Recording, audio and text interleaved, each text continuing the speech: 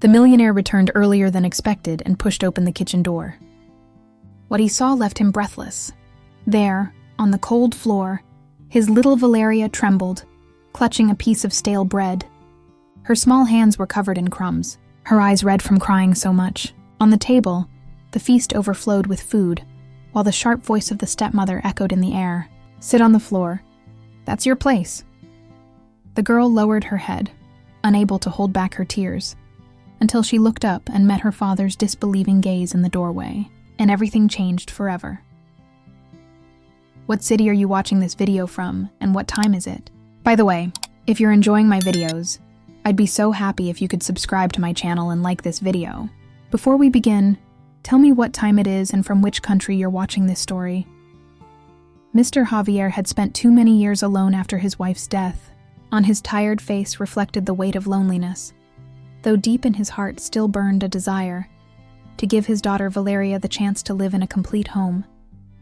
That's when Mrs. Beatrice appeared, an elegant woman who, with her distinguished bearing and soft words, seemed like the answer to so many silent prayers. Chicago, with its autumn skies tinted gold and streets filled with the aroma of roasted chestnuts, became the setting for a new chapter for the family. The house, spacious and bright, had been renovated to symbolize this new beginning. In the modern kitchen, with light tiles that reflected the warm glow of the lamps, the first dinner together was celebrated. Mr. Javier, dressed in a dark blue suit, felt rejuvenated. He had spent the afternoon at work, but that night he returned early to enjoy the company of his loved ones. Valeria, in her simple cream-colored dress, timidly looked at the table set with freshly baked bread, a bottle of red wine, and steaming plates of homemade stew. Beside her, Matthew, Beatrice's son, played with a toy car while waiting for the food to be served. Beatrice moved through the kitchen skillfully, carefully placing plates in front of each person. Her smile seemed to light up everything, though there was something in her gaze that escaped Javier's distracted eyes. When she served Matthew, she caressed his hair tenderly and winked at him. Then she placed Valeria's plate in front of her without dedicating a single word to her. The girl, aware of every detail, clutched between her hands a small portrait of her deceased mother that she had hidden under the table. She said nothing, only took a deep breath while trying to convince herself that perhaps things would improve with time. The conversation at the table revolved around future plans. Javier spoke enthusiastically about how Valeria would now have someone to care for her when he wasn't there, and how Matthew and she could grow up as siblings. Beatrice nodded, raising her wineglass with an impeccable smile. The scene at first glance was that of a happy family gathered around a typical American meal. Crusty bread, aged cheddar cheese, and a beef stew that filled the air with its aroma. Outside, the church bells of a nearby cathedral marked 9 p.m., reminding them that late dinners were part of daily routine. Valeria barely touched her food. Her eyes moved between Beatrice's affectionate gesture toward Matthew and the indifference with which she treated her. It wasn't an open rejection, but rather a subtle absence of affection that seeped in like cold water. Javier, in his illusion, didn't notice these small nuances. He toasted to the new family, convinced he had made the best decision. Beatrice raised her glass. Matthew smiled with his lips stained with sauce, and Valeria, in silence, nibbled on the bread, trying to swallow the lump forming in her throat as well. When they finished, Javier stood up satisfied, talking about his work commitments and how happy he was to see everyone together. Beatrice smiled at him, gathering the plates delicately, and Matthew ran off to the living room with his toy car. Valeria remained seated a few seconds longer, watching as her mother's portrait peeked out from between her fingers. Her lips trembled, but no one in the room seemed to notice. She tucked the photo into the pocket of her dress, as if wanting to hide her fears as well. The house gradually quieted down. In the street, the distant murmur of a jazz guitar came from a neighborhood bar, mixing with the aroma of freshly brewed coffee escaping from the windows of a nearby cafe. Chicago continued alive, but inside the house the calm was deceptive. Javier went to bed convinced that everything was going well. Beatrice looked at herself in the mirror, satisfied with her role, and Matthew fell exhausted into bed after playing. Only Valeria remained awake, hugging her mother's portrait under the sheets. That night, while the adults slept peacefully, Valeria whispered to her mother's portrait. "Mom, something doesn't feel right here." The morning in Chicago dawned cold with a light fog covering the rooftops and making the streets seem wrapped in cotton. Inside the house, the kitchen filled with the dim light of dawn. The wall clock marked 7:30, the time when the children had to prepare for school. The smell of freshly brewed coffee floated in the air, while Mrs. Beatrice opened the cabinets with a quick gesture, taking out bread and jam for Matthew. Valeria was sitting on a high chair, still in her school uniform, navy blue skirt and a sweater that was a little too big for her, inherited from the previous year. Her sleepy eyes searched for a kind gesture on her stepmother's face, but what she found was impatience. Beatrice placed in front of Matthew a glass of warm milk and golden toast with butter and strawberry jam. The boy smiled satisfied, biting into the crispy bread while his mother caressed him tenderly. When Valeria's turn came, Beatrice only dropped a piece of stale bread on her plate, the same one left over from the previous night's dinner. The girl looked at it in silence, trying not to raise suspicion, and then asked in a timid voice, "Could I have some milk too?" Beatrice turned sharply with an icy smile. "Eat and be quiet. We don't have time," she responded in a dry tone, as if the words were knives. Valeria lowered her gaze. Her small hands broke the bread with difficulty, and when she brought it to her mouth, she felt how the dry crumbs stuck to her tongue. There was no milk to soften it, only her tears that she tried to hide while listening to the sound of Matthew's spoon hitting the glass. The scene seemed ordinary, but in the girl's heart grew a void increasingly difficult to fill. The portrait of her mother kept in her school backpack was her only comfort. Each bite of stale bread mixed with the nostalgia of past breakfasts when her mother would prepare hot chocolate with churros on Sunday mornings. Beatrice, impatient, looked at the clock and hurried the children. "Come on, you'll be late. Matthew, finish quickly. You, Valeria, don't waste time." Valeria nodded silently, while Matthew laughed with his mouth stained with jam. The injustice was there, evident, but only the innocent eyes of the girl felt it as an unbearable weight. The sound of footsteps in the hallway interrupted the tension. It was the neighbor from the upstairs apartment coming down the stairs in a hurry. Through the half-open door, he heard Beatrice's harsh tone and frowned. He didn't want to intervene at that moment, but that image stayed with him. He knew that sooner or later he would witness something he couldn't keep quiet. On the street, the icy November air hit Valeria's face as she left for school. Chicago was slowly waking up. The cafes in the square opened their doors, letting escape the aroma of croissants and coffee with milk, while pedestrians greeted each other with a good morning, accompanied by a slight nod. Cars passed slowly through the narrow streets, and students with backpacks crowded on the corners waiting for the school bus. Valeria walked with small steps, tightly holding her backpack strap. Inside, she hid her mother's portrait like a secret that protected her from the cold and from Beatrice's indifference. At school, no one knew the truth. Sometimes her classmates saw her eating alone during recess and thought she was shy.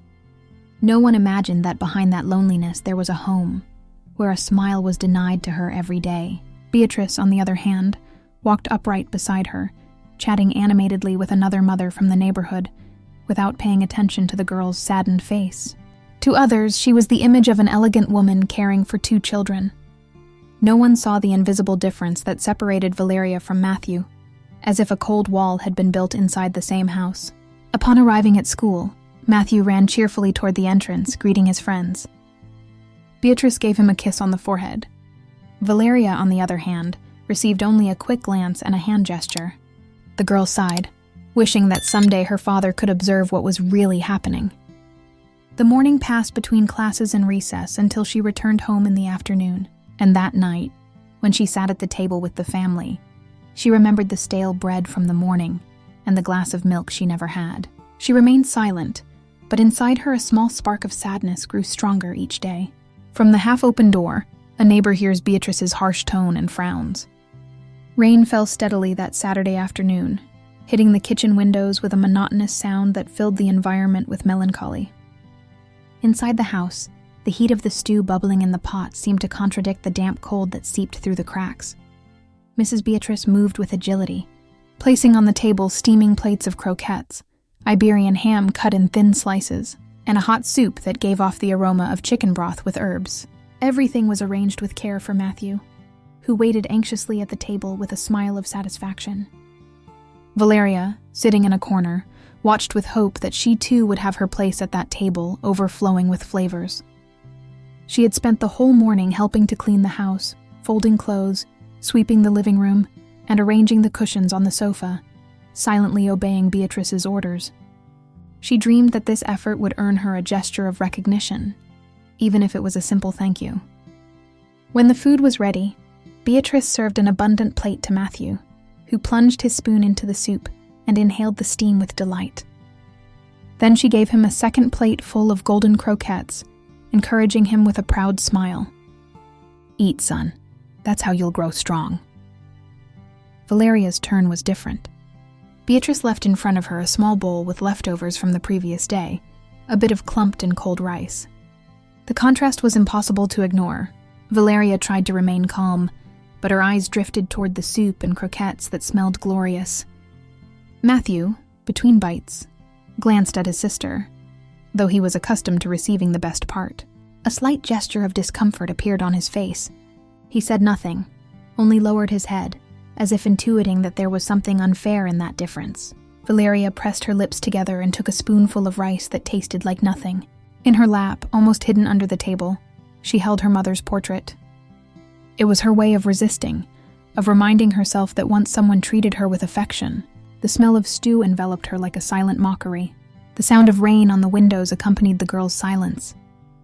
Each time she looked up, she met Beatrice's cold gaze, and each time she lowered her head again, a tear slid down her cheek and fell onto the photo.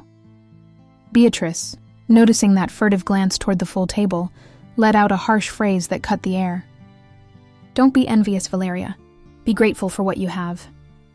The girl didn't respond. She lowered her head and pressed the portrait against her chest, as if her mother from the photograph could give her the strength she so badly needed. Meanwhile, in another corner of the city, Mr. Javier was on a short business trip. In his mind, he thought his daughter would be protected and loved, without imagining that each minute of his absence became an unbearable weight for Valeria. The afternoon faded and the rain didn't stop. Matthew, satisfied after eating, went to the living room to watch cartoons. Beatrice cleared the table without addressing a word to the girl who still sat in front of her empty bowl. Valeria went up to her room with slow steps, the portrait in one hand and her notebook in the other. She sat by the window, fogged by humidity, and opened the notebook. With trembling handwriting, she wrote, "Dad doesn't know, but I'm no longer part of this family." That night, Valeria wrote in her notebook, "Dad doesn't know, but I'm no longer part of this family." Thursday fell with a heavy air over Chicago. Low clouds covered the city and the wind dragged dry leaves across the cobblestone sidewalks. Mr. Javier walked with determined steps toward his house. It was uncommon for him to return so early, but he had finished a meeting earlier than expected and thought it would be a good opportunity to surprise his family. The briefcase felt lighter than usual, as if the premonition of seeing his children smile took away part of his accumulated fatigue. Upon entering the building, the smell of home cooking reached him from the floors, that aroma of roast with herbs that reminded him so much of his childhood at his grandparents' house. He climbed the stairs with a smile on his lips, without imagining that upon opening the door to his home, everything would change forever. He turned the key gently and pushed the door. But instead of hearing the usual bustle, he found a strange silence. The television on in the living room let escape the laughter of cartoons. Matthew was there, sitting on the sofa with the remote in hand, oblivious to everything happening in the kitchen. Mr. Javier left the briefcase on the coat rack and walked down the hallway. It was then that he perceived a different sound, a muffled sob, almost a whisper coming from the kitchen. His heart skipped a beat.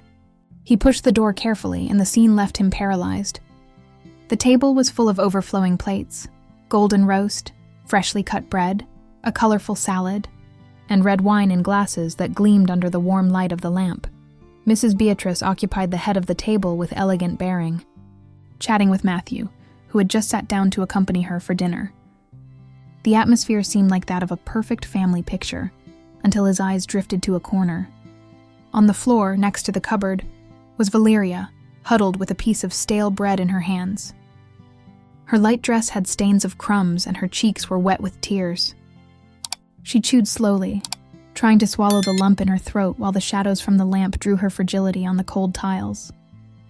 The briefcase that Javier still held in his hand slipped and fell with a dry thud that echoed throughout the room. Beatrice looked up, startled, and forced a nervous smile. "Honey, I didn't expect you so soon," she said, feigning surprise. Javier didn't respond. His eyes were fixed on his daughter, who looked up in fear. With a trembling voice, almost a thread of air, Valeria murmured, "Dad, I'm hungry." Time stopped. Javier felt the ground beneath his feet disappear. He had worked day and night thinking his daughter would be cared for, protected, and now he saw her there, on the floor like a stranger in her own home. His breathing became agitated. Every detail of the scene was a slap in the face. The impeccable tablecloth, the feast served, the wine glass in front of Beatrice, and the girl with a crust of bread. "It's not what it seems," Beatrice stammered, immediately standing up. "I was just teaching her discipline. Javier, you know how kids are." But her words found no space in the air. Valeria's contained crying filled everything, drowning out any excuse. Matthew, confused, looked at his sister, and then at his mother, unable to fully understand, but uneasy at the brutal contrast between the plates on the table and the piece of dry bread in the girl's hands. Javier moved forward slowly with a haggard face. He wanted to speak, but his voice broke. He leaned toward Valeria, caressed her hair wet with tears, and lifted her carefully. The girl clung to his neck as if afraid of being dropped again into oblivion. The silence weighed more than screams. Javier understood that something unforgivable had occurred under his own roof. The entire house seemed to hold its breath. The thud of the briefcase on the floor still echoed in everyone's ears. Mr. Javier, with a haggard face, took a step toward the table, his eyes oscillating between the abundance of the feast and his daughter's huddled figure on the floor. Valeria continued hugging the piece of stale bread as if it were the only thing holding her up. "How could you treat my daughter this way?" Javier's voice trembled with indignation, but also with pain. Beatrice stood up immediately, trying to regain her composure. She smoothed her red dress and raised her chin. "You're exaggerating, Javier," she said coldly. "I wanted to teach her discipline so she wouldn't grow up spoiled." "It's nothing serious." The words fell like stones on the man's heart. He moved forward until he lifted Valeria in his arms. The girl hid her face in his shoulder, as if she finally felt safe. Matthew watched in silence from the chair. His eyes moved between the full plate in front of him and the empty bowl that Beatrice had left for Valeria. He swallowed hard, uncomfortable, unable to ignore the obvious. At that moment, a knock on the door interrupted the tension. It was the neighbor from the upstairs apartment, alarmed by the noise. "Is everything okay?" he asked from the threshold, cautiously looking inside the kitchen. Javier nodded with a quick gesture, but the man didn't move. "Forgive me for intruding," the neighbor added. "But this isn't the first time I've heard the little one crying, always with the same tone of pleading, and I was worried." Beatrice's face tensed. "You have no right to," she began to say, but was interrupted by a soft voice. "Mom, you always give Valeria less," Matthew whispered without looking up. The silence was absolute. The boy's words weighed more than any argument. Beatrice paled and tried to shake her head in denial, but Javier no longer needed more proof. The truth was in front of him, clear and irrefutable. He hit the table with the palm of his hand, making the glasses tremble. "It's over, Beatrice," he roared with contained rage. "I won't allow one more minute of this treatment." Beatrice stood paralyzed with her lips half open. In her eyes appeared a shadow of defeat. The neighbor, uncomfortable, quietly withdrew, closing the door behind him. Valeria, still in her father's arms, sobbed with relief, as if those words were the first ray of light after a long storm. Beatrice collapsed in the chair, understanding that she had lost not only a marriage but everyone's trust. Sunday morning dawned clear, as if the Chicago sky wanted to offer a respite after so many gray days. The first rays of sun illuminated the golden stones of Millennium Park, where families strolled peacefully and street musicians tuned guitars to fill the air with jazz chords. The bustle was as usual: children running after pigeons, tourists taking photos, and elderly people conversing on benches while enjoying the gentle autumn warmth. In the midst of that normalcy, Mr. Javier walked with serene steps, holding Valeria's hand. He held his head high, but in his gaze was a mixture of exhaustion and relief. The day before had been an emotional storm. Arguments, tears, the irrevocable decision to break a marriage built on lies. That morning, upon signing the first separation papers, he had felt the weight of guilt gradually lift from his shoulders. Valeria, dressed in a blue coat and a wool scarf that almost covered her chin, walked beside her father with a timid smile. Her eyes, which days ago were dimmed by sadness, now shone with a gleam of hope. Each step beside her father was a reminder that she would no longer be alone, that someone would watch over her without conditions. They stopped at a traditional cafe located on a corner near the park. The server, an older man with a mustache, greeted them with a cordial "good morning," while offering them a table by the window. Javier ordered 2 hot chocolates with churros, Valeria's favorite breakfast, and the girl opened her eyes in surprise upon hearing those words. "Hot chocolate with churros?" she asked incredulously. "Yes, sweetheart," Javier responded with a smile. "Today truly begins our new start." The server brought the tray, a cup of thick, steaming hot chocolate accompanied by golden, crispy churros. Valeria took one with trembling hands, dipped it in the chocolate, and took a bite. The flavor transported her to memories of her mother, to those mornings when everything was simple and happy. This time, however, there were no tears, only a soft laugh that escaped her lips. Javier watched her attentively, engraving each gesture in his memory. He felt a lump in his throat, but this time not from sadness, but from gratitude. He gently squeezed his daughter's hand and whispered, "You'll never be alone again, Valeria. I promise you." The murmur of the park continued alive around them. A group of young people clapped to the rhythm of jazz. An elderly couple danced clumsily in the middle of the plaza, and servers poured coffees while the cathedral bells marked 11 o'clock. Life continued, but for Javier and Valeria, it was as if everything had stopped to let them breathe in peace for the first time in a long while. While dipping another churro in the chocolate, Valeria looked up at her father. "Will it really never happen again?" she asked in a low voice, as if afraid to break the moment. Javier looked at her intently, caressing her hair. "Really, sweetheart, now it's you and me, and that's enough to build a family." The girl nodded, and for the first time in a long while, her smile was complete, with no shadows behind it. Outside, the sunlight bathed the park arches, enveloping father and daughter in a warm glow that seemed to bless them. As the sun fell on the golden stones of Chicago, father and daughter knew that a new story was beginning, written only with love. That luminous morning in Chicago was etched in memory as a turning point. After so many tears, silences, and gestures of indifference, father and daughter managed to find each other again in a look of complicity and in the warmth of a shared cup of hot chocolate. The city continued its course. The cathedral bells marked the hour, pigeons fluttered in the park, and street musicians filled the air with familiar melodies. But inside a broken heart and another learning to awaken, something much greater had happened. The beginning of a new path. And now, dear listeners, if this story has moved you, leave a 1 in the comments. And if you think something could be improved, or something different could be added, mark 0. Your voices are always welcome, because each reflection adds value to this shared journey. The lesson this story leaves is not complicated to understand, but it is profound to live. It reminds us that love is not measured in feasts on a table or in social appearances, but in small gestures of care, in sincere attention, in the ability to hear a whisper of hunger before any excuse.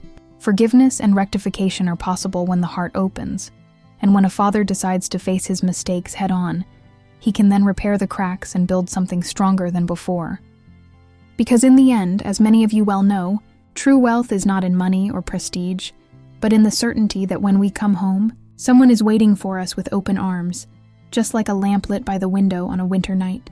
A single gesture of kindness can illuminate the darkest paths of life. Today, Valeria and Javier show us that everyone, even those who have erred or remained silent too long, can start over. The path of reconciliation is not easy. It requires humility, decision, and above all, a love that doesn't give up. But the fruit is incalculable.